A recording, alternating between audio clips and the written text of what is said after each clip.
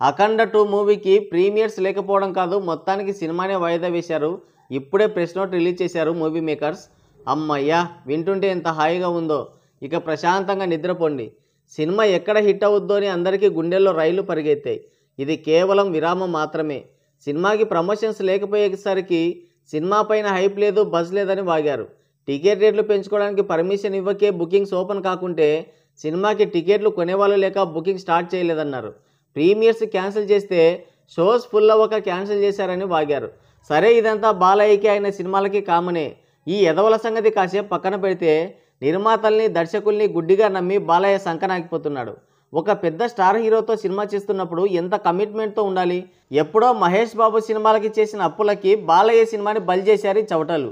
అఖండ 2కి 10 పైసల బడ్జెట్ పెట్టి ₹25 బిజినెస్ జరుపుకొని వచ్చిన ప్రాఫిట్ని జేబులో వేసుకున్నారే కానీ సినిమా విషయాన్ని గాలికి వదిలేశారు. ఇప్పుడు బయ్యర్స్కి లాస్ పెట్టారు, బాలయ్యకి పరువు తీశారు. ఆ హీరో సంస్థ వాళ్ళైతే ఇన్ని రోజులు వానపాములా ఉండి రిలీజ్కి ఒక రోజు ముందు నాగుపాములా బుస కొట్టారు. సమయం చూసి దెబ్బ కొట్టారు.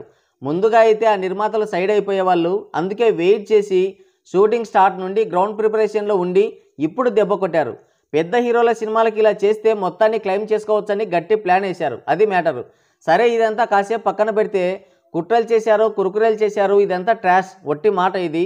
ముందు బాలయ్యకి సినిమాలపైన ఒక కమిట్మెంట్ లేదు.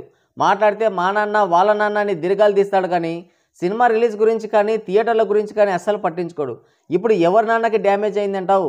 ఒక పెద్ద మాస్ హీరో సినిమా, అందులోనూ బ్యాక్ టు బ్యాక్ హిట్లతో ఉన్న హీరో, పాన్ ఇండియా లెవెల్లో రిలీజ్ అవుతున్న భారీ బడ్జెట్ సినిమా ఉన్నట్టుండి ప్రీమియర్స్ క్యాన్సిల్ చేశారు. బుకింగ్స్ ఓపెన్ కాలేదు.